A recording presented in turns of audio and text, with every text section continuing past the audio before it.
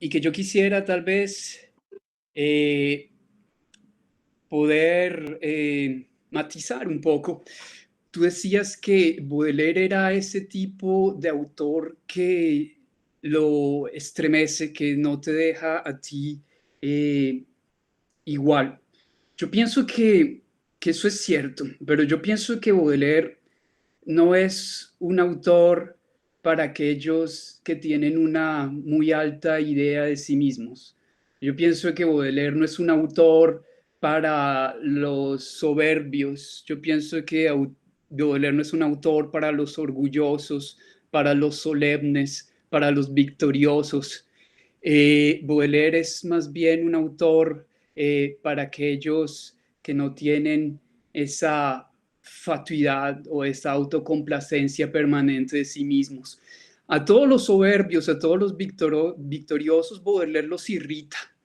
Y ese era tal vez la motivación de Baudelaire. E incluso ahora que estoy diciendo esto, pienso que existe una larga tradición en la crítica baudelairiana de esos grandes lectores solemnes y victoriosos que se vieron irritados por Baudelaire.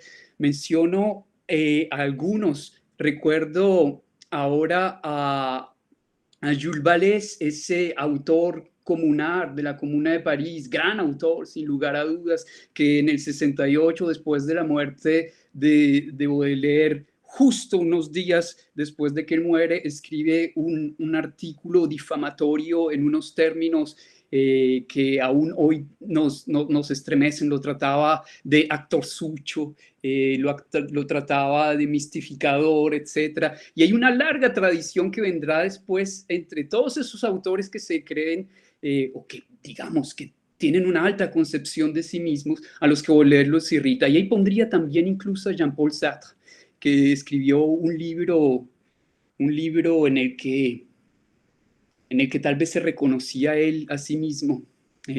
Cuando habla de Baudelaire, él estaba hablando era de su propia soberbia. Entonces yo pienso que Baudelaire no es un autor para victoriosos, pero Baudelaire, sin embargo, escribió para los victoriosos.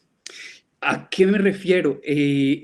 Cuando Baudelaire empieza a publicar sus poemas en la prensa, quienes leen la prensa en ese momento son los burgueses de la monarquía de Julio, los burgueses de la Segunda República, son ellos los que compran los periódicos, son ellos los que van a los teatros. No había opción. Si su libro se publicaba, si sus poemas salían en la prensa, estaban dirigidos hacia ese lector. Tal vez la pregunta de Baudelaire era cómo dirigirse a ese lector que él tanto odiaba. Y esto me hace pensar en los primeros versos del poema Al lector, porque las flores del mal están dedicadas a los burgueses, finalmente.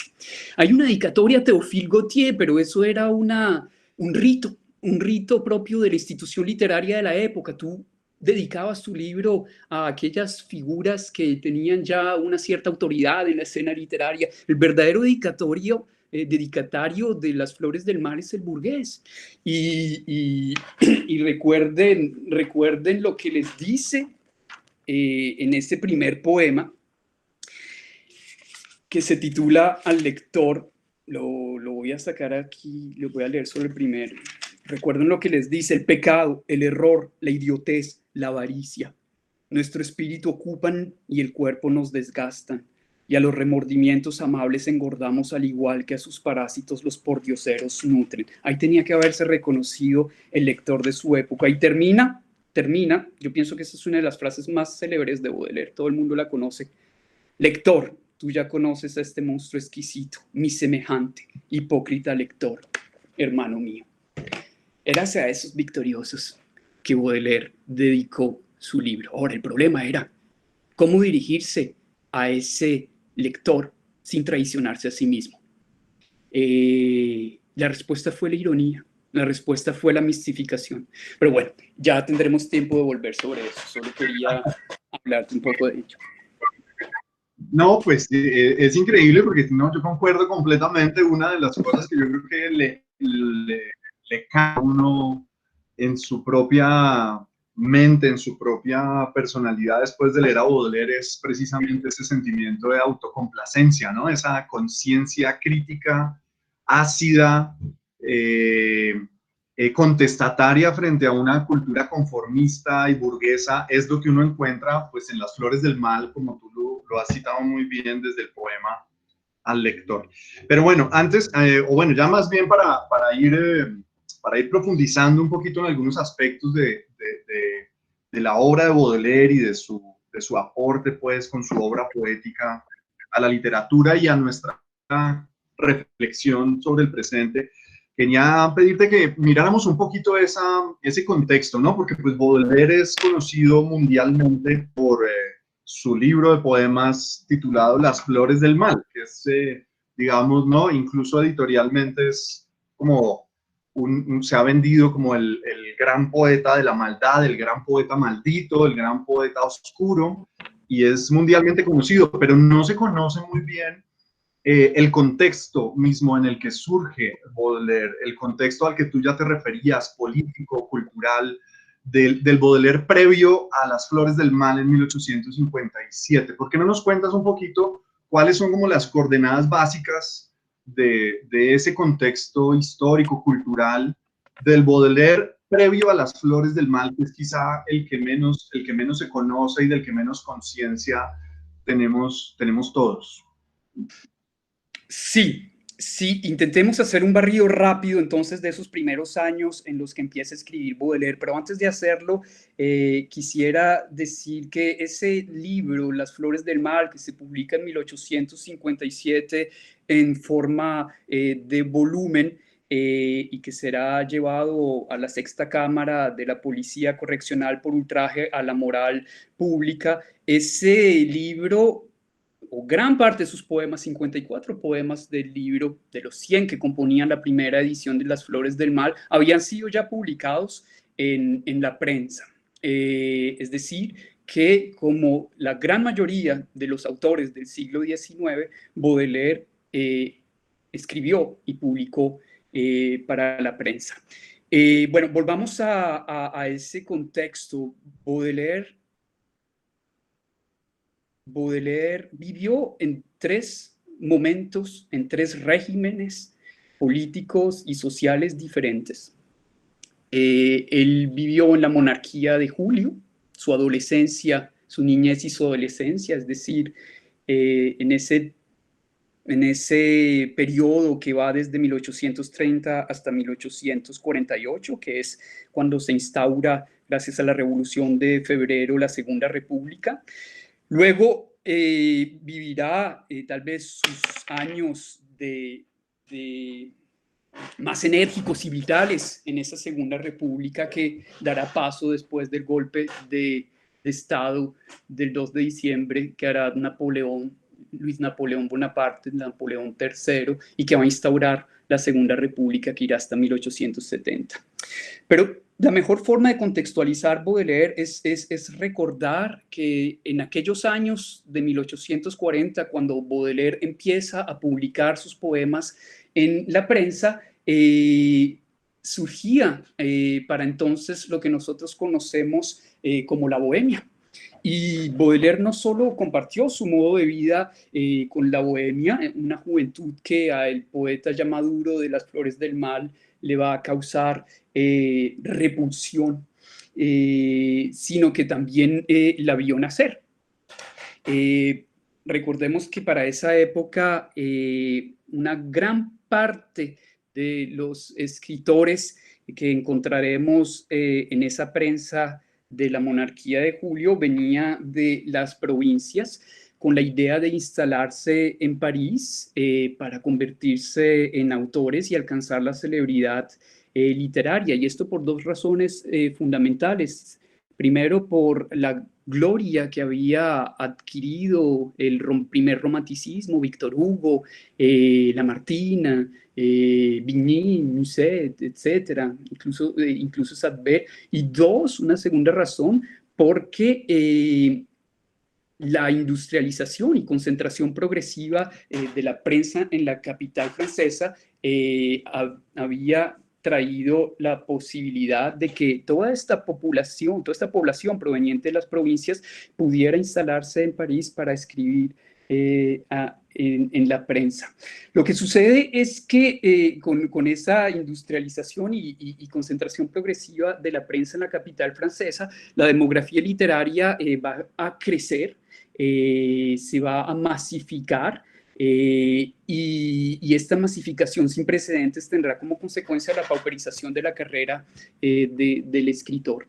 Entonces tenemos una expansión demográfica de la población literaria, una incapacidad del nuevo sistema de difusión de la literatura, que es la prensa, para absorber el surplus de la producción, y una marginalización cada vez mayor de los jóvenes aspirantes al título de autor. Y estas son pues las condiciones de esa bohemia literaria, de esa bohemia menesterosa, aventurera y jovial que describía Murger en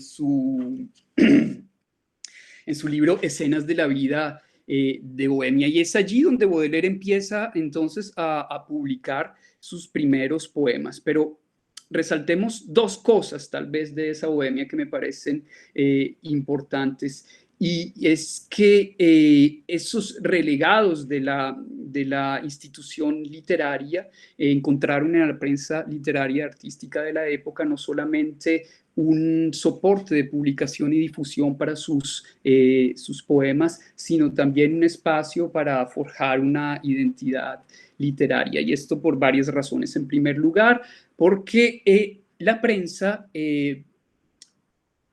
promovió que se conformaran en torno a ellas redes de sociabilización que les permitía a estos nuevos jóvenes organizarse en grupos, en círculos de camaradas que les permitían confirmar su vocación. Allí ellos leían sus obras, compartían sus ideas políticas y estéticas. Allí también ellos confirmaban su vocación en una manera de pensar, de actuar, de vestir. Es decir, esos grupos que se conforman en torno a la prensa permiten que haya una especie de cohesión social que va a afirmar la identidad y la vocación literaria de estos aspirantes a autor. Y en segundo lugar, esa camaradería literaria, que es lo que nosotros llamamos hoy la rosca literaria, era importante también porque les permitía a estos jóvenes aspirantes constituir redes de reconocimiento mutuo y movilizar en grupo sus fuerzas para promocionarse mutuamente. Es decir, ellos se publicaban entre ellos mismos, escribían prefacios, se citaban entre ellos mismos, etc. Y esto fue muy importante en esos primeros años bodelerianos, pues Baudelaire hizo también parte de ese momento. Y por último, para señalar, acabar con este primer periodo de la época bodeleriana y entrar a lo que nos interesa realmente, en esa prensa se creó una postura desacralizante y burlesca en la que se privilegiaba la ironía, la mistificación, la provocación. Y será esta ironía, este humor, el que va a atravesar toda la obra bodeleriana, no solamente en sus poemas, sino también en sus escritos sobre arte, en su crítica literaria, en su crítica musical, etc. Y todo esto viene tal vez de ese primer contacto que tiene Baudelaire con la prensa y con la bohemia literaria. Sí, hay, digamos, ahora recuerdo pues el texto este legendario de Benjamin sobre los temas, sobre algunos temas en Baudelaire, y él subraya mucho el tema de la bohemia y sobre todo en relación con la posición política, porque estos son los años 40, la década de 1840 del siglo XIX, si no estoy mal, ¿no? Esa década es como de la que estamos hablando en este momento, y va a desembocar precisamente en la crisis de 1848, la revuelta. ¿Cómo podría uno entender esa bohemia, ese círculo de escritores, digamos, marginales, que construyen sus propias formas de digamos, de reconocimiento a través de la prensa, pero ¿cómo podríamos entender la posición política? Si hubo, digamos, unas preocupaciones políticas compartidas o fue todo, digamos, demasiado fragmentario, ¿no? Al interior de ese grupo. No, hubo ¿Cómo sin ves lugar tú, a digamos, dudas una posición política compartida. La bohemia literaria era una bohemia políticamente revolucionaria. Tal vez lo que olvidé decir cuando hablaba acerca de cómo se conformó la bohemia en torno a la prensa es que la prensa se estructuraba, tenía una estructuración bastante jerárquica en ese momento, y cuando yo decía que ellos escribían para la prensa, ellos no escribían para la gran prensa política, esa prensa de gran formato, sino escribían para lo que se llamaba para entonces la pequeña prensa no solamente porque tenía un pequeño formato, sino también porque esa prensa trataba temas que eran considerados como temas secundarios, es decir, la crítica mundana, la crítica y la sátira mundana, pero también la literatura, las artes, la moda, etcétera.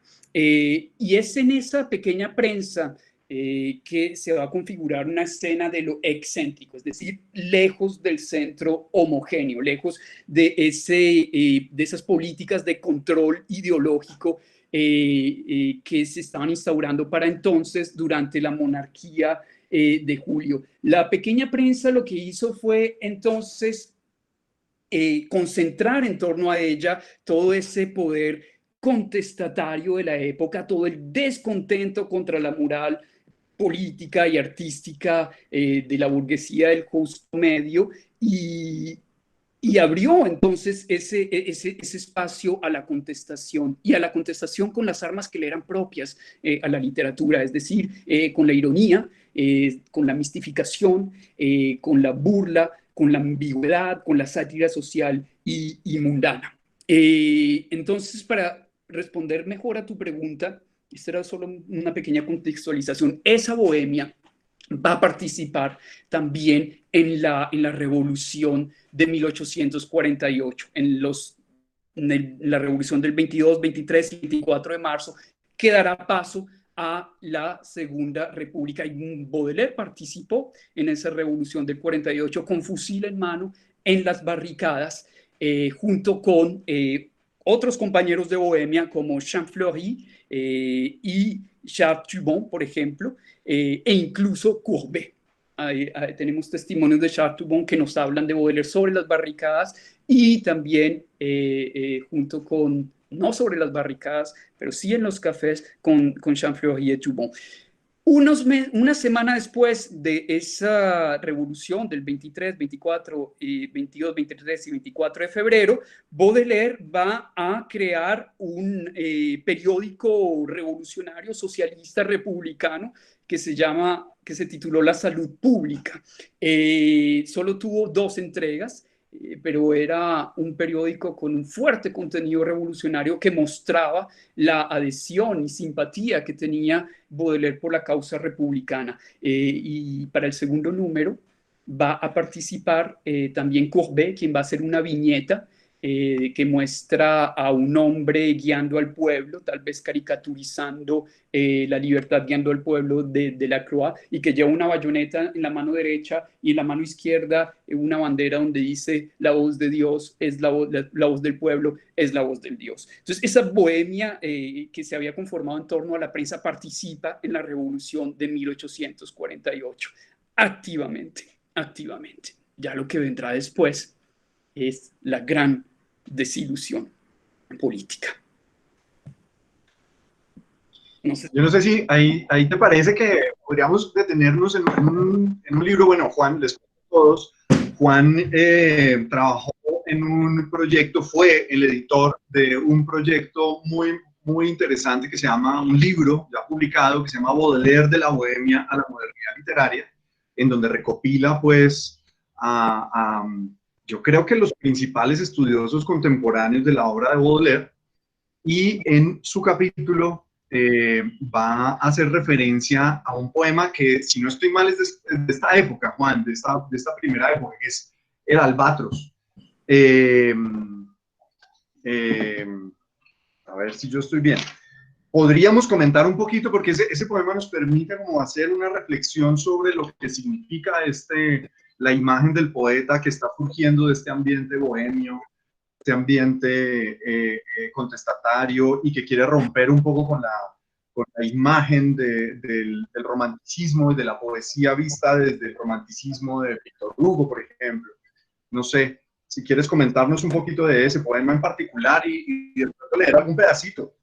Sí, este poema tiene una historia curiosa e interesante, porque Baudelaire seguramente escribe el poema después de su viaje a través del Océano Índico, es decir, hacia 1842-1843. Sin embargo, el poema no va a aparecer en la primera edición de Las Flores del Mal. El poema Baudelaire lo va a retrabajar en 1859 para publicarlo en la segunda edición, que es la edición de 1861. La razón de por qué no publica este poema nos puede llevar a varias conclusiones. En 1859, Baudelaire tal vez considera que el poema no está terminado y que tiene aún una visión bastante romántica de la literatura. Es decir, la idea de ese poeta príncipe del azul que se encuentra en medio de las burlas terrestres y de un momento a otro ya sus alas de gigante le impiden caminar. Es una visión bastante romántica de la literatura y lo que hace Baudelaire es agregarle una tercera estrofa. No sé si tienes el poema ahí a la mano. Baudelaire le va a agregar una tercera estrofa en 1859 que va a insistir sobre el lado grotesco, cómico del albatros. Como si hubiese a través de esas risas burlonas de los marineros un llamado al orden terrestre, una manera de castigar el orgullo de ese poeta que se creía príncipe del azul. La gran ironía baudeleriana estuvo en haber insertado ese poema entre dos poemas que hablan de la elevación, es decir, entre benedicción y entre elevación. Como si hubiese una pequeña mueca burlesca que le está haciendo allí Baudelaire al lector, diciéndole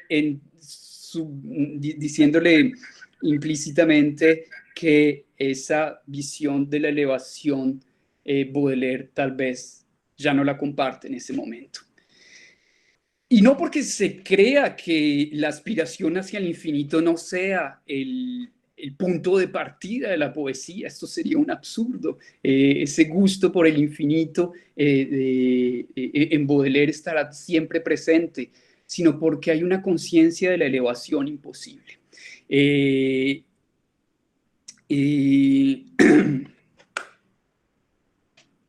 esa Aquí tengo a la mano el poema.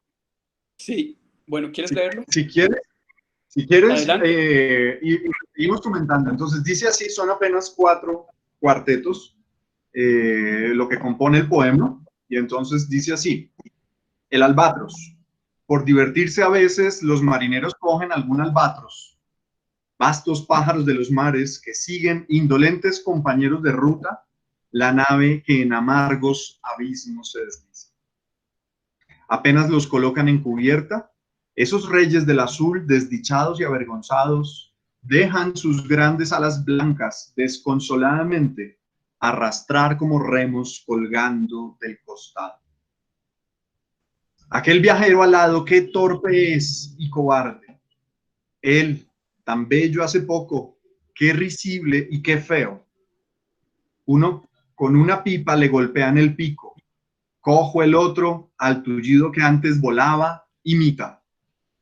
Se parece el poeta al señor de las nubes que ríe del arquero y habita en la tormenta. Exiliado en el suelo, en medio de abucheos, caminar no le dejan sus alas de gigante. Ese es el poema y creo que se ve claramente de lo que tú estabas hablando, Juan. Hay un problema en esa traducción y es un problema que no nos deja tal vez ver las filiaciones que tiene este poema con otros poemas bodelerianos y ese problema aparece en el segundo cuarteto. En el segundo cuarteto decía, apenas los han colocado sobre la cubierta. Baudelaire Sí, así es. escribió allí, apenas lo han colocado sobre las tablas, es decir, sobre la escena en donde el albatros va a llevar a cabo su pantomima, y sobre esa misma escena que nos recuerda otro poema en prosa de Baudelaire que es, ay, se me escapa ahorita. Bueno, en fin, lo que podemos ver es que allí el albatros ya no tiene una vocación celeste como ocurría con el romanticismo, la manera de Lamartine y de Víctor Hugo. Si alguna vocación persiste en el albatros es una vocación de actor cómico.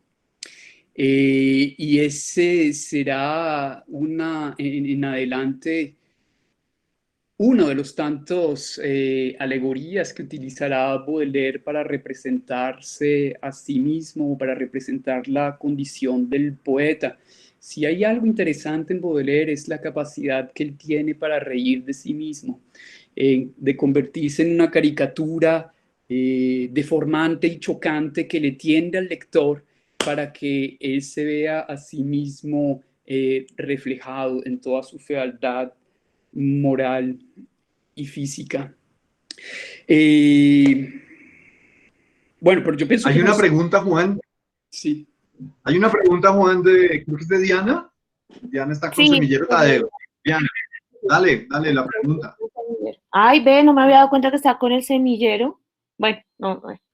Es en relación justamente con el libro que menciona Juan, que mencionó Alejandro, el libro de Baudelaire de la Bohemia a la modernidad literaria. Ahí hay justamente un capítulo de Bayan que refiere lo que ha dicho Juan alrededor de esa, digamos como de esa, vamos a llamarlo así, impostura autorial de Baudelaire, caricaturesca, burlona, asqueada.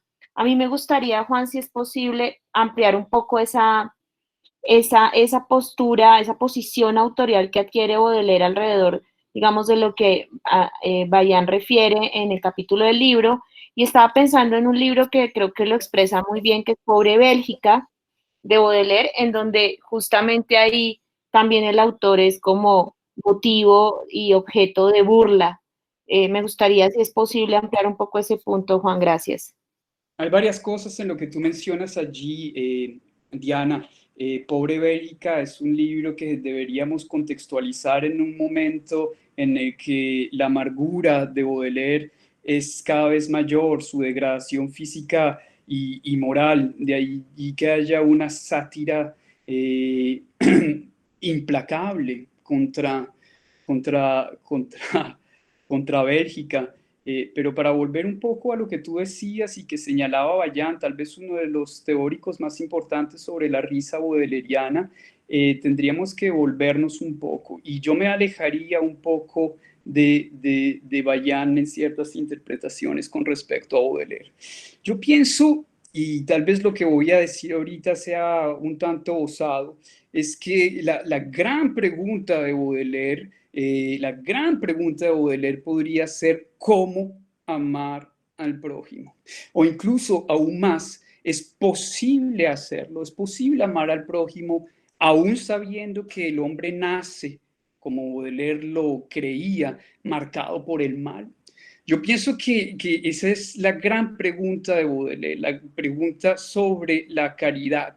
Y esta caridad, entendida como compasión, como empatía, como amor al prójimo, atraviesa toda la obra baudeleriana, no solamente los poemas en verso y en prosa, sino también la crítica la crítica literaria y artística y sus diarios íntimos. Hay en Baudelaire tal vez una lucha entre la caridad y la ferocidad, entre la compasión y la violencia. Una lucha que es, en pocas palabras, aunque suene un poco teológico, una lucha que es la lucha cotidiana del hombre. Y yo pienso que lo que hizo la poesía baudeleriana es dramatizar trágicamente esa lucha.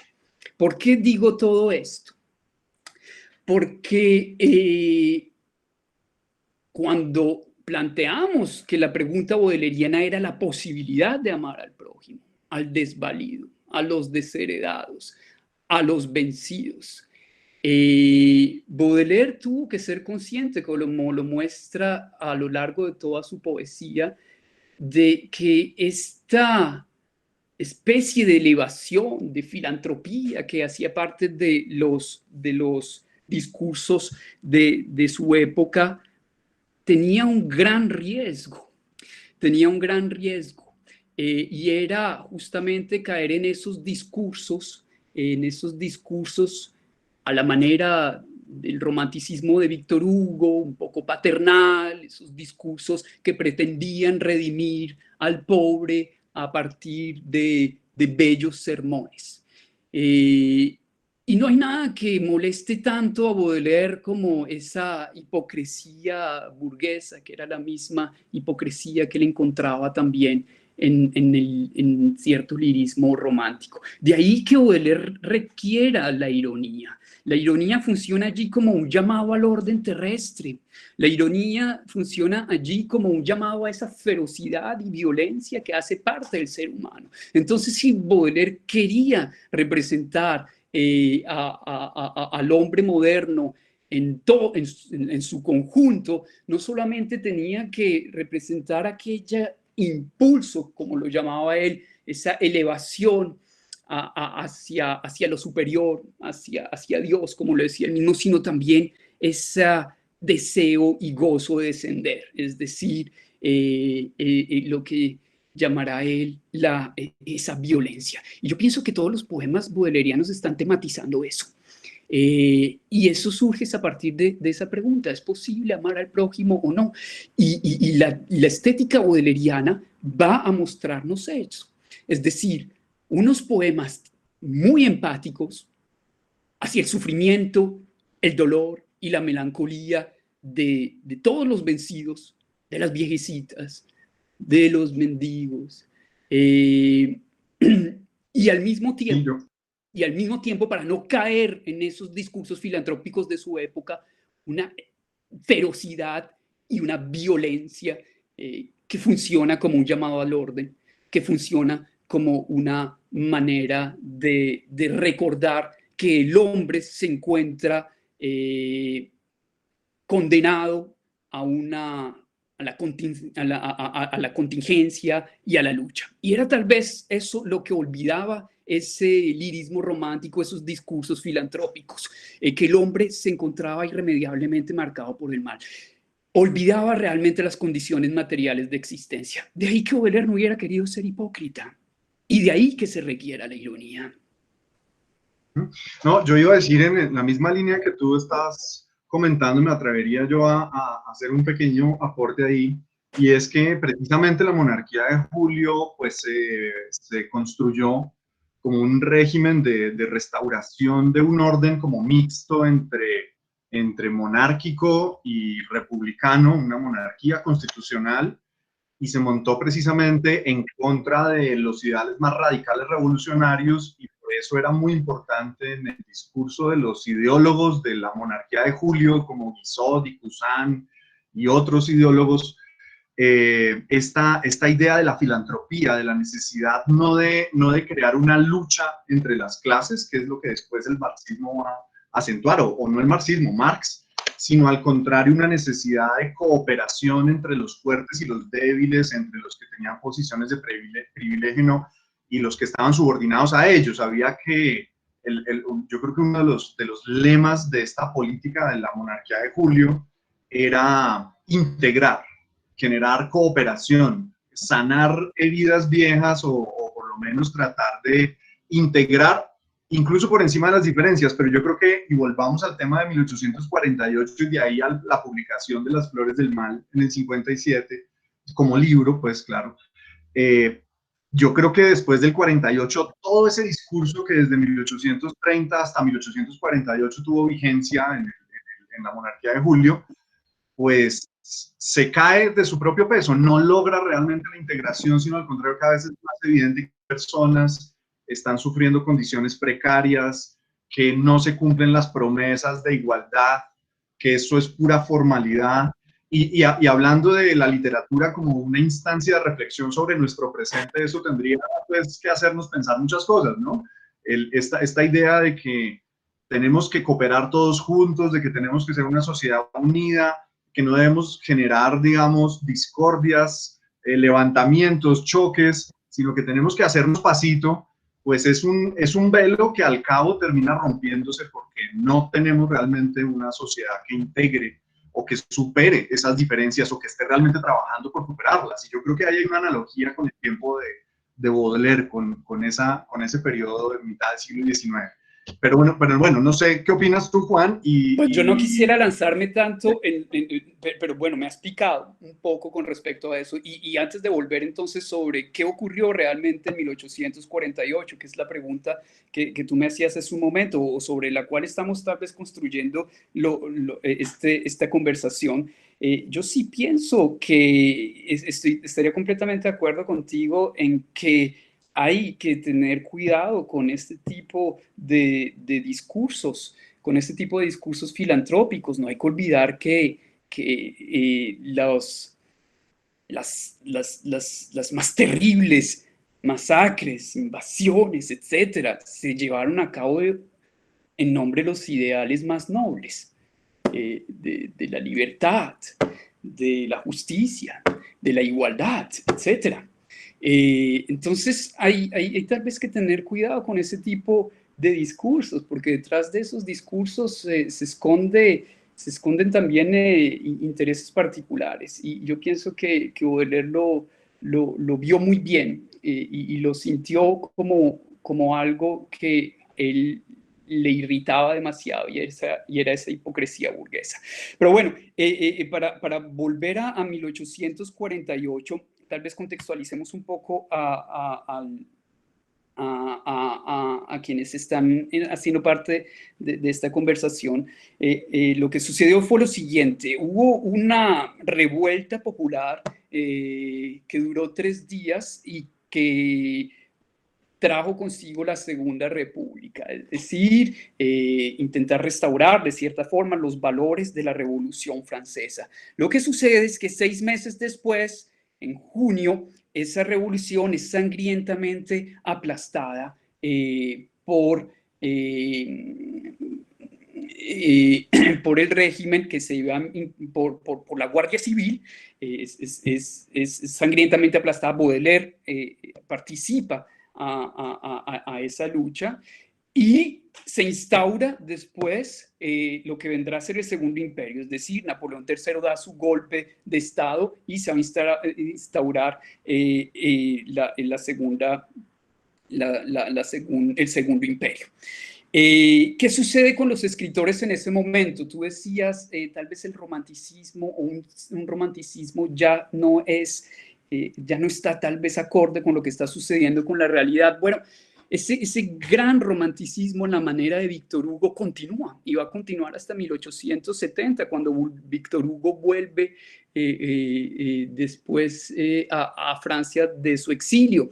Pero hay otro tipo de poetas en ese momento, y estoy pensando en Théophile Gautier, o en Leconte de Lisle, o en Théodore de Banville.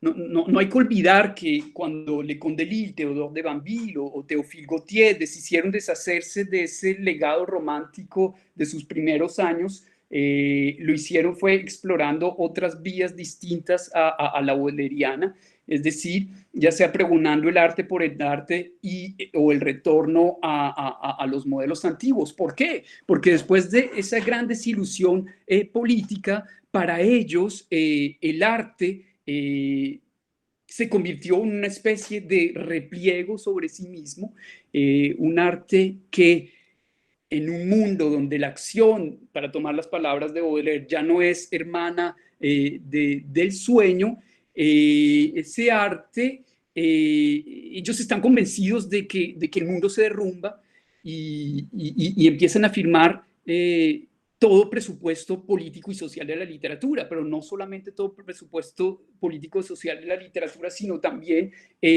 toda realidad extraliteraria que le recordara a estos autores la realidad del presente, es decir, lo que acababa de ocurrir. Y sí, podemos decir que en esos autores había una resistencia al mundo moderno, a lo que estaba ocurriendo, a todos los aspectos progresistas, utilitaristas que caracterizaban a la filosofía burguesa, pero se trataba de una resistencia que pasaba por el rechazo de la vida actual, de lo que estaba pasando, por un antihistoricismo neoclásico que al replegarse en el estudio del mundo antiguo y la belleza clásica perdía la memoria del presente. Y es ahí donde podemos comprender cuál es la importancia real de Baudelaire, porque la salida poética de lo que hoy conocemos como el Parnaso fue negar todo heroísmo de la vida moderna para refugiarse melancólicamente en la idealización de la vida antigua. Y justamente por esta desilusión política. Otra va a ser la posición de Baudelaire contra aquellos que pregonan el retorno al mundo antiguo, que se oponen o que oponían la perfección de la belleza clásica a lo que ellos consideraban como la decadencia y la fealdad del mundo moderno. Baudelaire lo que va a decidir es arrancarle a la vida actual su lado épico. La cuestión es dónde encontrarlo, más bien cómo encontrarlo, puesto que para ese momento la vida parecía desprovista de motivos sublimes. Sí, miremos ya con esa contextualización, miremos un poquito digamos, la estructura misma y los aportes concretamente, digamos, poéticos de Baudelaire en ese libro suyo de Las Flores del Mal. ¿Qué nos puedes decir tú un poquito de la estructura del libro? Y no sé si nos podemos detener en algún poema para pensar un poco en eso que tú planteas hace un momento, cómo hacerlo. ¿Cuál sería la respuesta o cuál fue finalmente, en tu concepción, desde tu perspectiva, cuál fue la respuesta de Baudelaire a esa problemática histórica que acababas tú de delimitar? Como decía hace un momento, el problema de Baudelaire era cómo arrancarle al lado épico a la vida moderna. No, cómo no darle la espalda al presente como lo había hecho el Parnaso literario.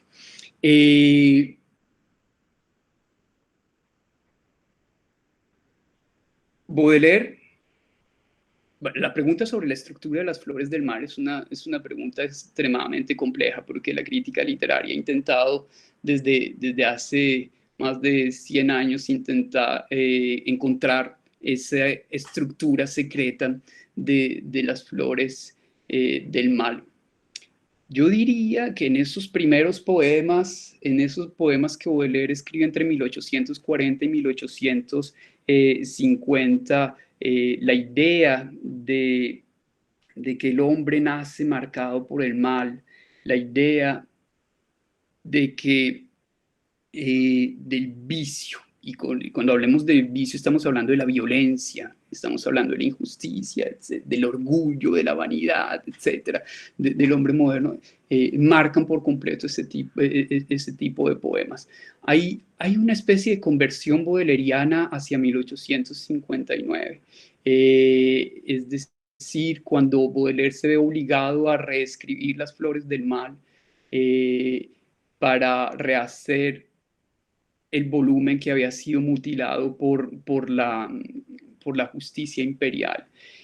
Y es en ese momento en que Baudelaire empieza a componer lo que conoceremos como los cuadros parisinos y simultáneamente el spleen de París. Pareciera que para entonces Baudelaire se ha abierto al dolor y al sufrimiento de los otros, de todos esos pobres y desvalidos que van a aparecer en los cuadros parisinos y en el spleen de París. ¿Cuál era la pregunta?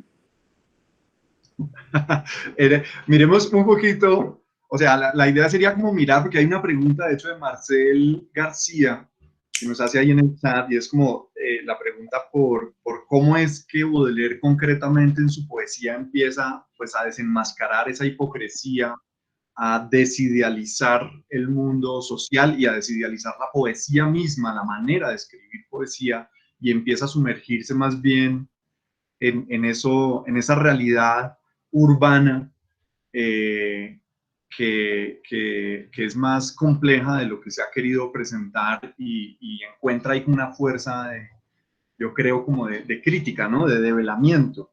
Entonces, no sé si piensas en un poema en particular que nos pueda... Sí, lo estoy buscando justamente en este momento, se me vino a la cabeza un poema del spleen de París, para no meternos todavía con el cisne de los cuadros parisinos, que ilustra muy bien, tal vez, esto que hemos estado leyendo, diciendo hasta el momento de manera un poco abstracta.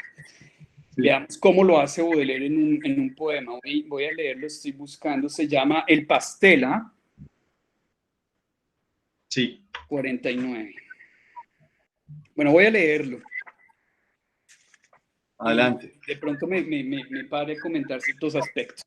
Bueno, la primera parte del poema muestra a un viajero que se encuentra repentinamente exaltado exaltado por la naturaleza y elevado a una especie de éxtasis lírico y poético, que era el que estábamos describiendo. ¿Cómo funciona la ironía baudeleriana? Miremoslo en el poema.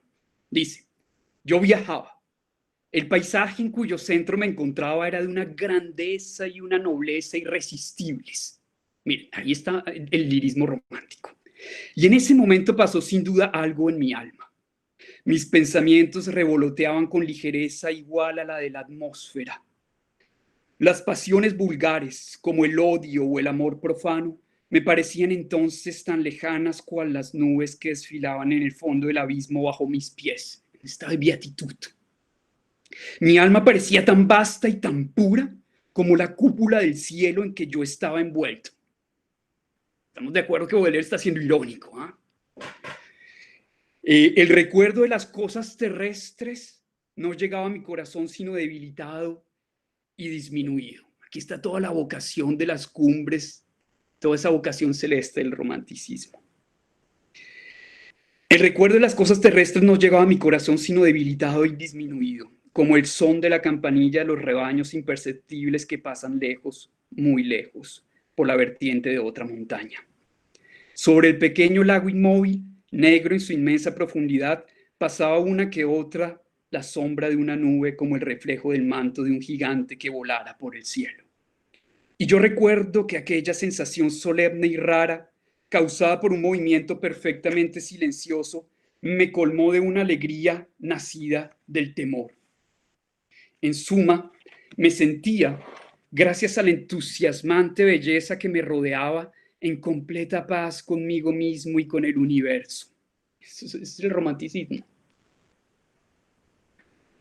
Creo inclusive que en mi perfecta beatitud, en mi total olvido del mal terrestre, está la crítica hacia ese romanticismo que olvidaba el mal terrestre, había yo llegado a no hallar tan ridículos los papeles que pretenden que el hombre ha nacido bueno. Aquí la referencia es una referencia a Rousseau y a todas esas teorías filantrópicas que para la época declaraban que el hombre era en esencia bueno. Y Baudelaire, en ese estado de beatitud, le parece que incluso podía olvidar, era tal su estado de beatitud que podía olvidar las tonterías que decían los periódicos para la época, es decir, que el hombre había nacido bueno. ¿Y qué pasa? Aquí viene la caída. Después de la elevación viene la caída. Cuando la materia incurable renovó sus exigencias, pensé en reparar la fatiga y aliviar el apetito causado por una tan larga ascensión. La ascensión, después de la ascensión viene la caída, porque viene el llamado del cuerpo, de la materia, el hambre. Saqué de mi bolsa un buen pedazo de pastel, un buen pedazo de pan, una taza de cuero y un frasco de cierto elixir que los farmacéuticos de aquellos tiempos vendían a los turistas para mezclarlo con agua de nieve. Cortaba yo tranquilamente mi pan cuando un ruido ligerísimo me hizo levantar la vista. Delante de mí se hallaba un pequeño ser harapiento, negro y desgreñado, cuyos ojos hundidos, huraños y como suplicantes, devoraban el pedazo de pan, la aparición de la miseria. Y le escuché suspirar con una voz baja y ronca la palabra pastel. No pude contener la risa al oír el apelativo con el que el chico tenía a bien honrar mi pan casi blanco, y corté para él una buena rebanada que le ofrecí. Se acercó lentamente, sin quitar los ojos del objeto de su codicia. Después, agarrando el pedazo, retrocedió vivamente como si hubiera temido que mi ofrecimiento no hubiera sido sincero o que me arrepintiera ya de él. Pero en el instante mismo fue derribado por otro pequeño salvaje, salido no sé de dónde y tan parecido al primero que se lo habría tomado por su hermano mellizo. Juntos rodaron por el suelo disputándose la preciosa pieza, sin que ninguno de los dos quisiera sacrificar la mitad a su hermano. El primero, exasperado, asió por los cabellos al otro. Este le mordió la oreja y escupió un trocito mordido, sangrante, con un soberbio juramento en dialecto. El legítimo propietario del pastel trató de hundir sus garras en los ojos del usurpador. A su vez, este aplicó todas sus fuerzas para estrangular a su adversario con una mano, en tanto que con la otra intentaba deslizar en su bolsillo el premio de la contienda. Pero reanimado por la desesperación, el vencido se enderezó de nuevo e hizo rodar al vencedor por tierra de un codazo en el estómago. ¿Para qué describir una lucha horrible que en verdad duró más tiempo que el que sus fuerzas infantiles parecían prometer? El pastel viajaba de mano en mano a cada instante, pero ¡ay! También cambiaba de volumen. Y cuando al final, extenuados, jadeantes, ensangrentados, se detuvieron ante la imposibilidad de continuar, ya no había, a decir verdad, ningún objeto de disputa. El pedazo de pan estaba esparcido en migajas semejantes a los granos de arena a los cuales se había mezclado. Y miren esta parte, tal vez la más compleja del poema. Aquel espectáculo me había embrujado el paisaje, y la serena alegría en la cual se había regocijado mi alma antes de ver aquellos hombrecillos se había desvanecido totalmente. Me quedé triste mucho tiempo, repitiéndome sin cesar: hay un país soberbio donde el pan se llama pastel, golosina tan rara que basta para engendrar una guerra perfectamente fratricida.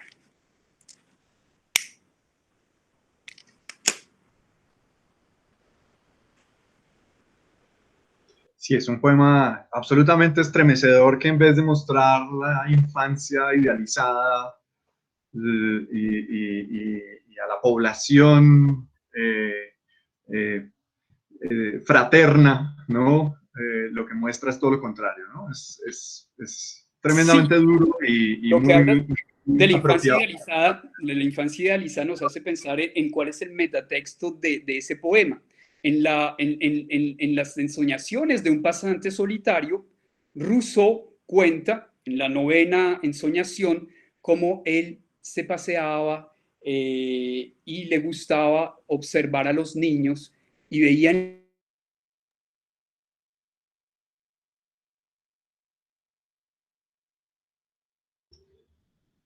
No te estamos escuchando, Juan. Perdona.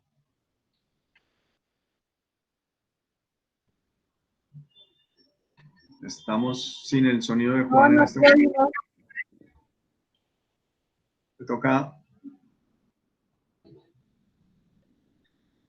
Si quieres de pronto salir y volver a conectarte en un momento, quizás. Esperemos un momento.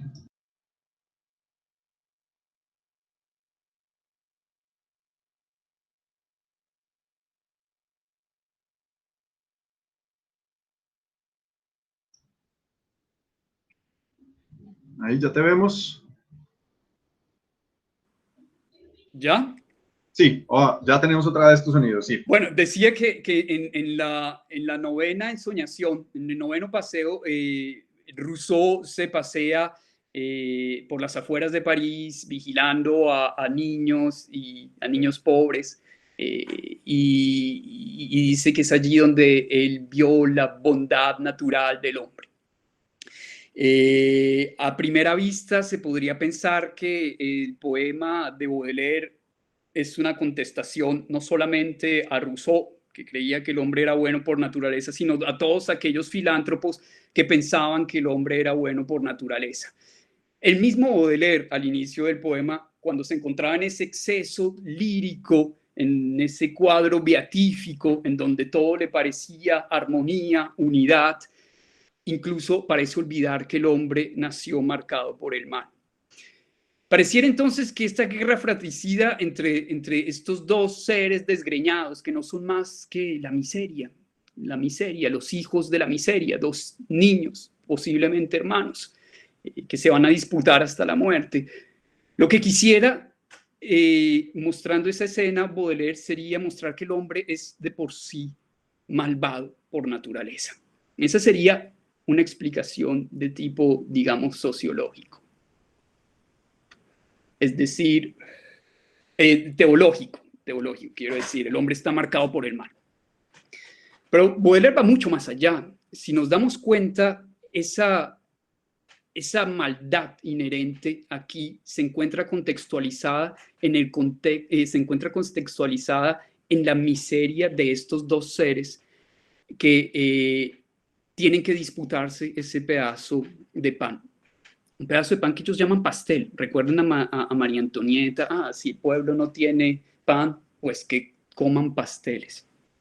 Entonces lo que está mostrando Baudelaire acá no solamente es la maldad inherente al hombre, lo que está mostrando acá es que esa es una maldad bajo el telón de fondo de la injusticia, del hambre y de la violencia social. De ahí que al final él esté diciendo, me quedé triste mucho tiempo. ¿Por qué se quedó triste? Él dice, porque hay un país soberbio donde el pan se llama pastel. Ese país soberbio donde el pan se llama pastel es el país de los burgueses. Es el país de los burgueses satisfechos y victoriosos, que piensan que a través de obras de caridad y de bellos sermones van a poder emancipar al pueblo. Y es justamente contra eso que se levanta la ironía baudeleriana. Y hay un par de comentarios. Marcel García hace como el paralelo, ¿no? El poema le recuerda a él este tipo de salidas de la prensa mediáticas, pues, en donde leemos historias como la de un niño que después de caminar varios kilómetros encuentra un caballo prestado para ir a las alturas de una peña y agarrar señal de internet para poder enviar la tarea. Entonces son como, dice Marcel aquí, una hipócrita reflexión del que quiere puede, ¿no? Hay un paralelo ahí que comenta Marcel de esa hipocresía, de esa idealización de la pobreza, de la infancia, de la condición de paternalismo, humana, sí. De paternalismo también con los discursos que circulan en el presente. Y por otro lado, Isabel Cristina pregunta si Baudelaire se refiere explícitamente o utiliza explícitamente, literalmente, esta frase de que el hombre es inherentemente malo, o si puedes profundizar un poquito ahí. Sí, en toda su obra. Tal vez lo que olvidamos decir, yo no sé por qué, fue que después de que Baudelaire ve la sangrienta represión de las jornadas revolucionarias de julio, y estamos hablando de miles de muertos en las aceras parisinas, para Baudelaire cualquier tipo de revolución ya es imposible. Él sabe que la represión es sangrienta, es autoritaria. A partir de ese momento, Baudelaire va a creer va a oponer la teoría de la caída, es decir, de la perversidad natural del hombre, a todas las filosofías progresistas, democráticas, igualitarias de la época. Digamos que el jefe de orquesta del pensamiento bodeleriano en esa época es un pensador reaccionario que se había opuesto a Rousseau y a toda la filosofía de la Ilustración, que es Joseph de Maistre. Y el otro es Edgar Allan Poe, que también afirmó esa maldad inherente al ser humano. Baudelaire decía en 1851, el hombre fue Joseph de Maistre y Edgar Allan Poe quienes me enseñaron a pensar. Ahora, sin embargo, sería un poco injusto reducir el pensamiento baudeleriano únicamente a esa filosofía reaccionaria. Como lo vimos en este poema, Baudelaire sabe que el origen también de la violencia se encuentra precisamente en esas condiciones inhumanas de existencia en las que se encontraba la gran mayoría de los habitantes del Segundo Imperio, aquellos que fueron, de cierta forma, exiliados de la París que está reconstruyendo el barón Haussmann, un París lleno de esplendor, esa vida elegante parisina con la que nosotros estamos acostumbrados a asociar la capital francesa, pero que detrás de ese gran esplendor se escondía para entonces una gran miseria, y fue esa gran miseria a la que Baudelaire quiso darle voz, pero no a la manera de Víctor Hugo, no con el tono paternalista. Víctor Hugo se había construido un pedestal a partir de su propio orgullo, es decir, como una especie de profeta que planeaba por encima de los hombres, predicando la moral, cómo el hombre debería ser. Y eso era lo que irritaba a Baudelaire. Baudelaire experimentó todo aquello desde su propia vida, vital, visceralmente. Yo creo que no hay un poeta que haya castigado más duramente su propio orgullo y su hedonismo que el mismo Baudelaire. Ahí está la gran diferencia de Baudelaire con Víctor Hugo, en haber vivido eso y no haber querido adoptar ese tono profético, ese tono de Víctor Hugo y de muchos románticos que, como decía yo, pretendían aleccionar al pueblo con bellos sermones. Ahí que quiera recordar que el hombre es de por sí malvado, pero hay allí también la esperanza de una posibilidad de redención. ¿Por qué? Baudelaire decía que la única manera para borrar las huellas de la falta original, del pecado original, era la conciencia en el mal, que es muy distinto decir la conciencia del mal. Diríamos que aquel que tiene la conciencia del mal es el que piensa que el mal está en los otros y que hay que para abolir ese mal, no solamente hay que aleccionarlo, sino aleccionar a los otros, sino tal vez incluso hasta llegar a suprimirlos. No, la conciencia en el mal es ser consciente que tú mismo haces parte de ese mal.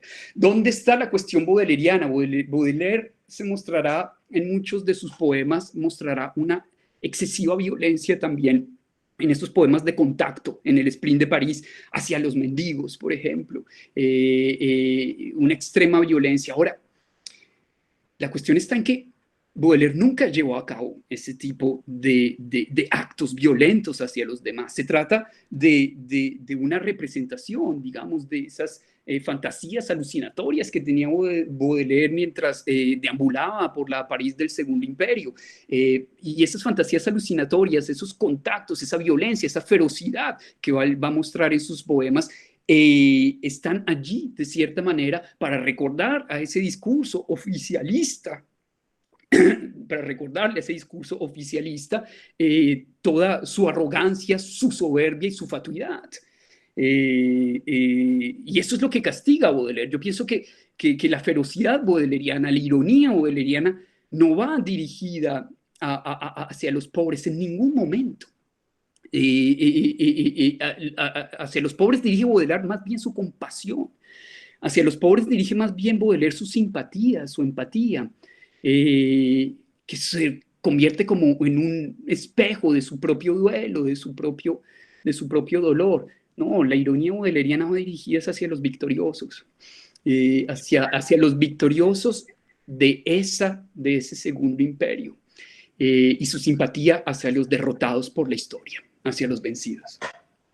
Decías una cosa muy importante, Juan, que me hace pensar además en un poema que habíamos comentado antes de este conversatorio, que es el del Spleen de París, Pérdida de la aureola, porque esta ironía también es una ironía que se dirige contra la figura misma del poeta, contra la figura misma del artista, que yo creo que en eso Baudelaire es pionero, ¿no? En esta imagen del artista moderno, un artista autocrítico, que es consciente de los propios límites de su oficio como artista, como poeta, que es consciente un poco de toda esta pretensión que rodea por este halo romántico al poeta o al artista, y que entonces como que desata este ejercicio irónico contra sí mismo.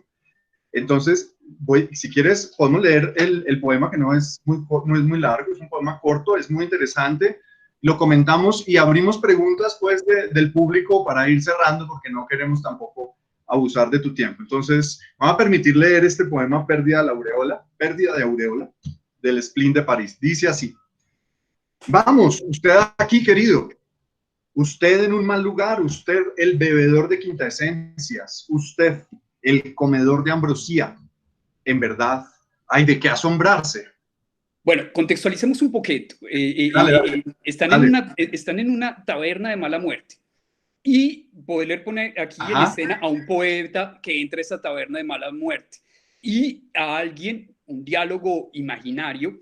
Baudelaire, como muchos de los que aparecen en el Spleen de París, por ejemplo, en El extranjero, que hable el libro, imagina a alguien que le pregunta: usted, el bebedor de quintaesencias. El bebedor de quintaesencias es ese poeta romántico, el que fue también Baudelaire. Usted, el comedor de ambrosía en estos sitios. Bueno, de sí. Y mira cuál es la respuesta de Baudelaire. Entonces dice el poeta: querido, usted conoce mi terror de los carruajes y de los caballos. Hace un rato apenas, cuando atravesaba yo el bulevar con gran prisa y chapoteaba entre el barro, a través de ese caos en movimiento, de donde la muerte llega al galope de todas partes a la vez, mi aureola, en un movimiento brusco, se deslizó en el fango del macadam. No tuve el valor de recogerla. Juzgué menos desagradable perder mis insignias que dejarme romper los huesos. Y luego me dije para mi Coleto: no hay mal que por bien no venga. Puedo ahora pasear de incógnito, cometer malas acciones y entregarme a la crápula como los simples mortales. Y heme aquí completamente parecido a usted, como ve. Esa es la respuesta. Continuamos. Por lo menos debiera usted anunciar la pérdida de su aureola, reclamarla por el comisario. Y entonces contesta otra vez el poeta: oh, no, me siento bien aquí, solo usted me ha reconocido. Por otra parte, esto me parece genial, la dignidad me aburre. Y sobre eso pienso con alegría que cualquier malvado la recogerá y se la pondrá impunemente. Hacer a alguien feliz, qué alegría. Y sobre todo, un alguien feliz que me hará reír. Piense en X o en Z. Qué divertido resultará. Y ahí concluye el poema.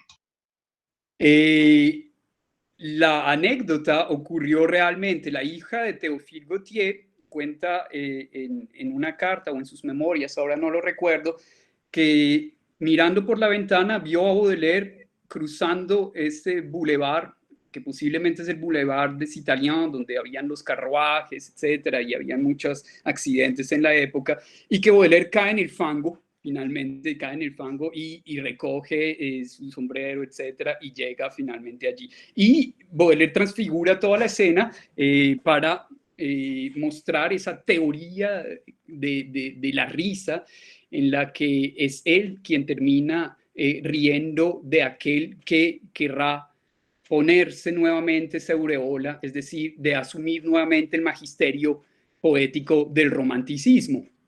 Baudelaire se encuentra a gusto en esa taberna de mala muerte. De cierta forma, este poema resume muy bien lo que será todo el spleen de París, es decir, ese flaneur, ese paseante que deambula de incógnito en medio de la muchedumbre como un testigo anónimo y que se puede encontrar finalmente en lugares de mala muerte como el que está describiendo allí Baudelaire. Pero sí, allí está toda la risa hacia ese magisterio poético, esa historia del descenso que empieza con el albatros o que inaugura el albatros, un descenso hacia la superficie terrestre, va a llevar a Baudelaire a escribir también este poema, es decir, un descenso progresivo hacia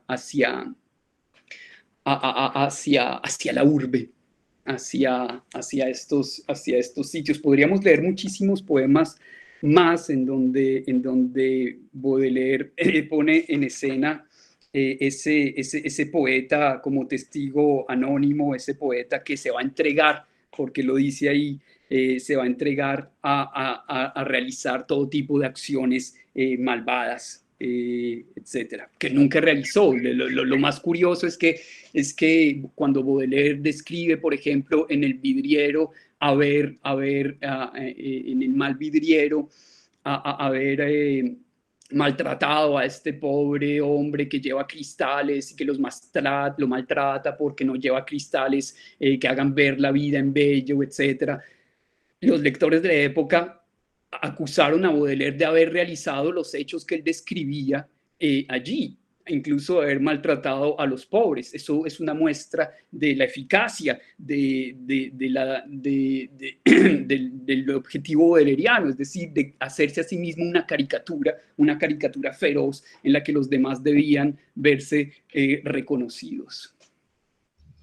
Muy bien, aquí podríamos seguir hablando, se nos quedan muchos temas ahí por fuera, pero yo quisiera eso, que los participantes en este coloquio pues nos formularan sus preguntas. Si quieren pueden pedir la palabra ahí por el chat y vamos otorgándola en orden y escuchamos algunas preguntas, comentarios que tengan para ir redondeando esta sesión que bueno, yo estoy aquí muy contento y podríamos quedarnos aquí el resto de la tarde, pero le agradezco a Juan y estoy muy contento por esta conversación. Entonces, hombre, se nos quedan muchas cosas sobre el tintero y pienso que no hemos dicho lo fundamental. Yo pienso que hubiera sido muy bello que leyéramos El Cisne para que viéramos de qué tipo de empatía estamos hablando, porque hemos hablado de esa ironía destructiva de Baudelaire dirigida hacia los victoriosos, hacia los arrogantes, etcétera, pero dirigida contra sí mismo también. Es que esa es la cuestión de Baudelaire, la cuestión que nunca tendrá el poeta solemne y lírico, que nunca va a dirigir esa ironía hacia sí mismo. Baudelaire sí lo hace, contra su propia arrogancia. Tal vez deberíamos leer El Cisne, pienso yo. Sí, adelante, mientras está viendo preguntas en el chat, entonces podemos escuchar El Cisne, si quieres, y luego abrimos las preguntas, si te parece. Estoy buscando la traducción. La primera pregunta de Isabel Cristina es, ¿podemos tener segunda parte? quizá más adelante nos volvemos a encontrar a hablar de Baudelaire. Ok, aquí lo tengo. Bueno, dice así. Andrómaca, pienso en ti, este riacho, pobre y triste espejo donde antaño resplandeció la inmensa majestad de tus dolores de viuda. Este simoís mentiroso que acrecienta vuestros llantos ha fecundado de pronto mi memoria fértil mientras atravesaba el nuevo carrusel. El viejo París ya no existe.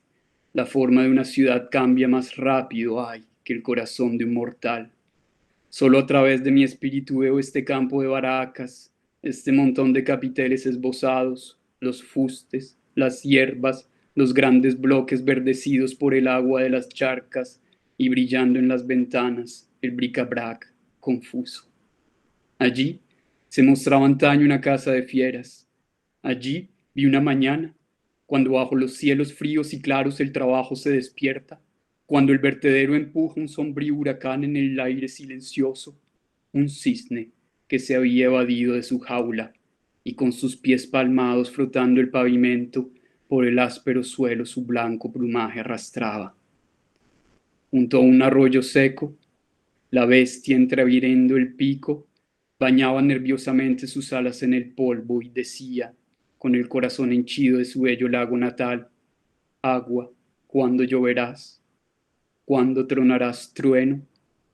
Veo este desdichado, mito extraño y fatal, hacia el cielo algunas veces como el hombre de Ovidio, hacia el cielo irónico y cruelmente azul, su ávida cabeza tiende sobre el cuello convulsivo, como si dirigiera reproches a Dios. París cambia, pero nada en mi melancolía se ha movido. Palacios nuevos, andamiajes, bloques, viejos arrabales, todo para mí se vuelve alegoría y mis caros recuerdos son más pesados que las rocas. También, ante este Louvre, una imagen me oprime y pienso en mi gran cisne con sus gestos dementes, ridículo y sublime como los exiliados, roído por un deseo sin tregua, y luego en ti, Andrómaca, de los brazos de un gran esposo caída, vil rebaño, bajo la mano del soberbio Pirot, junto a una tumba vacía en éxtasis curvada, viuda de Héctor Helás y mujer del Heleno. Y aquí viene la parte que más me gusta. Pienso en la negra enflaquecida y tísica, chapaleando en el lodo y buscando con la mirada huraña los cocoteros ausentes de la soberbia África detrás de la muralla inmensa de neblina. En cualquiera que ha perdido lo que no ha de encontrar jamás, jamás, en los que abrevan en el llanto y maman del dolor cual de una buena loba, en los enflaquecidos huérfanos secándose tan flores. Así, en el bosque donde se exilia mi espíritu, resuena un viejo recuerdo con la plenitud del cuerno. Pienso en los marineros olvidados en una isla, en los cautivos, en los vencidos y en muchos otros más. Tú me preguntabas cuál era ese heroísmo que Baudelaire quería encontrar en la vida moderna, una vida moderna que lo irritaba y que para él estaba desprovista de motivos sublimes. Tal vez ese heroísmo del vencido es el heroísmo de aquel que ha perdido algo y que no lo volverá a encontrar jamás, jamás.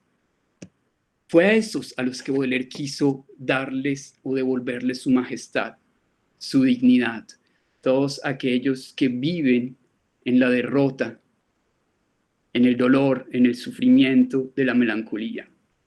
Pienso que son esos hacia los que se dirige la simpatía baudeleriana. Sí, les recuerdan su propio dolor.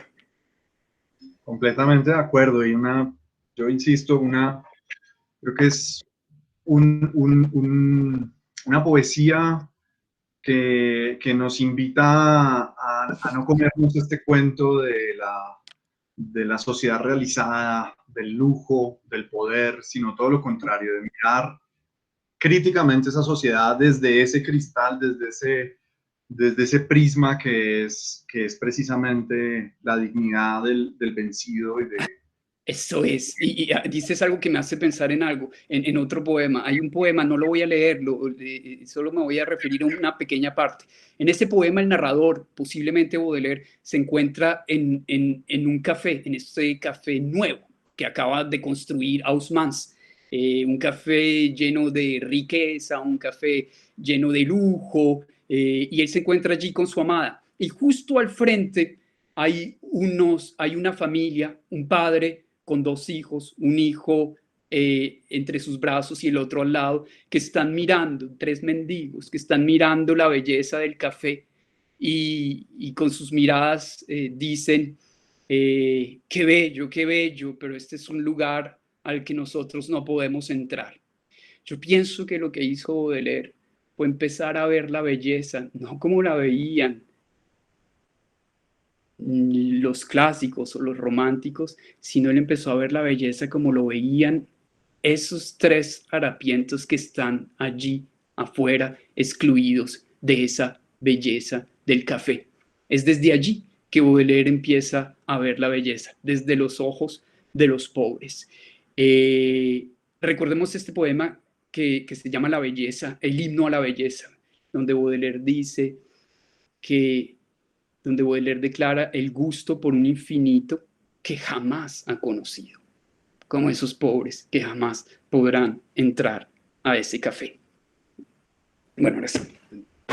No, buenísimo. El profesor Alberto Vargas había justamente en el chat puesto que Los ojos de los pobres, el poema que tú acabas de aludir, pues es crucial y aparece en el libro de Marshall Berman de todos los óleos se desvanecen en la misma dirección.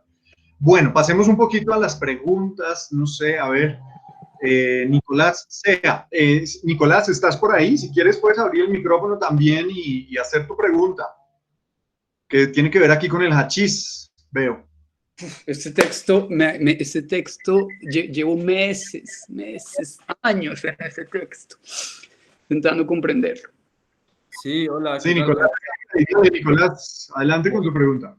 Muy agradecido en verdad por estar aquí con ustedes, muy buena discusión. Pues yo, de hecho, pues llegué a ese texto del poema El Hashish y al vino por otro autor que hablaba de él, pero no lo pude entender, no sé, hablo acá como un poco como desde mi curiosidad. Si Juan tendrá como un análisis más profundo de esa relación de Baudelaire con eso, y por qué el poema El Hashish, por qué el poema El vino. Me da curiosidad. Gracias. Es un texto bastante complejo y yo me he querido lanzar una interpretación un poco distinta a la que se ha hecho habitualmente de ese texto. Me he querido lanzar hacia una interpretación mucho más de tipo teológico en la que Baudelaire, como lo hizo en El Albatros y en muchos otros poemas, desea castigar su propio orgullo. Pero antes mencionemos ese pequeño verso de Embriagados, que Baudelaire dice, embriagados de poesía, embriagados de vino y de virtud. Todo el poema del hachís surge a partir de una reflexión moral para Baudelaire. Y esa reflexión moral es como esa embriaguez del hachís produce en el hombre una contemplación autosuficiente de su propia imagen. Una especie de escapismo que le hace olvidar al hombre esa horrible vida de contención y de lucha en el que nos encontramos sumergidos. Entonces, el texto es bastante interesante en la medida en que las primeras partes del poema del hachís, Baudelaire parece describir esa embriaguez, cómo va subiendo poco a poco. Y esa embriaguez no es una embriaguez únicamente, es una embriaguez de las cumbres. Y esa embriaguez de las cumbres no es solamente una embriaguez poética, en donde las cosas se revelan ante los ojos del poema en todo su esplendor. Es una embriaguez de virtud. Y esa embriaguez de virtud, es decir, de orgullo, de soberbia, Baudelaire la va a castigar en su propia persona, y eso le permitirá también castigar esa embriaguez de virtud de los filántropos, pero también del romanticismo. Hay un pasaje que pasa desapercibido allí, y es que Baudelaire dice, Jean-Jacques Rousseau también se embriagó de virtud. Es decir, para él, el viaje del Hashishian es el viaje de aquel que empieza a contemplar su propia imagen, que empieza a contemplar su propia virtud. Podría leer algunos pasajes de ese texto, no sé si valga la pena o tengamos el tiempo para hacerlo, pero después de la embriaguez viene la caída, como en el mismo poema que acabamos de leer sobre el legato. Primero viene la embriaguez, esa embriaguez de virtud que nos hace pensar que el hombre es bueno y que nosotros mismos somos buenos, para luego esa caída, ese llamado al orden, ese llamado a la superficie terrestre que lleva el hachís. Yo pienso que el poema del hachís es el que mejor ilustra esa tensión bodeleriana entre la virtud y la ferocidad. Y que condena mejor que ningún otro ese escapismo hacia un ideal que nos hace olvidar las condiciones materiales de existencia. Sí, es eso. Tal vez habría que leer un fragmento. Bueno, no sé si hay más preguntas. Por ahí estaba Cindy Marcela, estaba preguntando algo parecido con la relación con el hachís y las metáforas. No sé, Cindy, si quieres hacer una pregunta o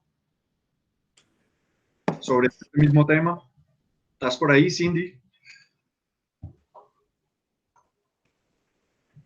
A ver, voy a leer. Es que Dale, nosotros yo he hablado mucho sobre ese poeta que se castiga a sí mismo. Yo empecé esta conversación con Alejandro señalando que tal vez la pregunta bodeleriana era la posibilidad de amar al prójimo, un prójimo que sabemos se encuentra irremediablemente marcado por el mal. Hay un poema que se titula El Rebelde, es uno de los primeros poemas de Baudelaire, que ilustra muy bien esta idea. Voy a leerlo, es muy corto. Dice: un ángel furioso baja, cual águila del cielo, al descreído agarra del pelo con sus puños y dice sacudiéndole: conocerás la regla, porque soy tu buen ángel, ¿me entiendes? Y así lo quiero. Sabrás que es necesario amar sin hacer gestos al pobre, al malvado, al tullido, al necio, para que puedas hacer a Jesús cuando pase una alfombra triunfal con tu caridad. Así es el amor antes de hastiarse tu alma. A la gloria de Dios tus éxtasis reavivan. Es la verdadera voluptuosidad durable, la voluptuosidad de la virtud.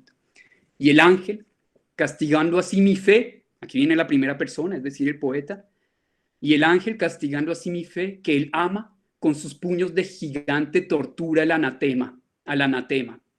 ¿Y qué responde Baudelaire? Pero el condenado siempre responde: no quiero. Baudelaire es tanto el ángel que castiga el egoísmo y exhorta al mal al pobre, al malvado, al tullido, al necio, como el condenado que responde: no quiero. Toda la poesía baudeleriana será una búsqueda incesante por plasmar y resolver esa tensión que abruma al espíritu al poeta desde sus primeros años y que lo llevará a componer los cuadros parisinos y el spleen de París. Tal vez digamos para terminar que es porque Baudelaire sabe que hay un movimiento empático hacia el duelo, hacia la melancolía, hacia el sufrimiento del otro, que Baudelaire sabe que porque ese movimiento existe, le es indispensable también la heroína, la heroína, la ironía. Porque sin ella, sin la ironía, sin la lucidez y distanciamiento crítico que aporta la ironía, la poesía se abandonaría en cuadros idílicos de beatitud poética y perdería todo contacto con la realidad de un hombre desgarrado entre la búsqueda incesante por el ideal, en esa elevación, y la miseria en la que se encuentra inevitablemente condenado. Si hay un heroísmo para Baudelaire, es aquellos que representan esa elevación imposible. O terminemos más bien diciendo una cosa: ese cisne que nosotros leímos hace un momento, tal vez pasamos ahí muy rápido sobre él, ese cisne con sus gestos dementes es ridículo y sublime. Es decir, que el cisne es ridículo ¿Por qué es ridículo el cisne? Porque en el cisne hay esa necesidad de elevación, de elevarse por encima de su condición. ¿Y qué puede haber más ridículo que la necesidad del hombre de elevarse siempre por encima de su condición? Ahí está todo el aspecto cómico del hombre, pero ahí también está toda su grandeza. Ahí está el punto. De ahí la necesidad de la ironía y la ferocidad, de la caridad y la ferocidad, del elevamiento que produce el hachís, pero también del llamado al orden. Bueno, ya estoy hablando como loco.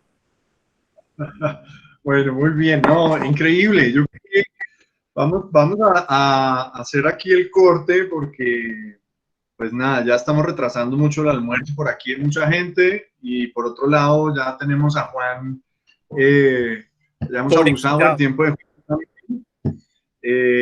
Genial, te agradezco realmente mucho, No, a Juan. ustedes. A ustedes. Ha sido un espacio muy bonito. A toda la gente, además, que nos está escuchando todavía, los invitamos dentro de 8 días en este mismo franja horaria y también por Google Meet a nuestro segundo encuentro de literatura en tiempos de crisis, dedicado esta vez o esa vez la próxima semana a otro gran autor que es Miguel de Cervantes Saavedra, y también a las crisis de ese gran autor o que ese gran autor tuvo que enfrentar. Esa sesión estará a cargo de la profesora Norma Donato y estará a cargo con, pues, quien conversará con un invitado internacional que ya es amigo también de la casa, que es José Manuel Lucía Mejías de la Universidad Complutense de Madrid, un especialista, bueno, un biógrafo de hecho de Cervantes, un hombre también muy apasionado por la obra de Cervantes. Entonces los invitamos la próxima semana también en este mismo espacio. Esta charla va a quedar disponible en el sitio web del programa de estudios de edición para que pues, la puedan ver después. Permíteme decir algo. Y muchas Dame, sí, dale. Permíteme gusto, decir algo sobre Cervantes. ¿Sí? Piensen en el Quijote. El Quijote es como el cisne bodeleriano, ridículo y sublime. El Quijote es de ahí la ironía cervantina. ¿Qué es el Quijote? Es intentar elevarse por encima de su condición, finalmente, con estas ideas de restaurar la caballería. Eso es lo que lo hace ridículo, pero eso es lo que lo hace sublime. Y ese movimiento empático hacia el otro que nosotros sentimos cuando leímos el Quijote, cuando vemos al héroe de Cervantes, nos produce al mismo tiempo no solamente compasión, sino risa. ¿De dónde proviene esa risa? Es de eso, de ese movimiento de elevación, que será el mismo de Madame Bovary. El mismo Madame Bovary. Sí, así es. Tenemos una programación de 3. Esta es la primera, luego viene Cervantes y esperamos que dentro de 15 días nos podamos encontrar para hablar un poquito de la literatura antigua y de la filosofía antigua. Así que bueno, ahí vamos enriqueciendo, vamos a hacer por ahora estas 3 y les estaremos contando también cuando tengamos otros encuentros pues listos. Y bueno, Juan, espero que no sea la última vez, sino que nos encontremos otras veces también. Ahí están pidiendo, tienes barra, Baudelaire 2, Baudelaire segunda parte, están pidiendo todos. Así que si podemos coordinarlo, de pronto hacemos otro encuentro más adelante, sería muy enriquecedor para todos. Entonces, bueno, muchas gracias por conectarse a estas horas del día. Muchas gracias, Juan, por dedicarnos este rato. Con todo gusto. Hasta una próxima ocasión. Fue un abrazo muy enorme. Muchas gracias.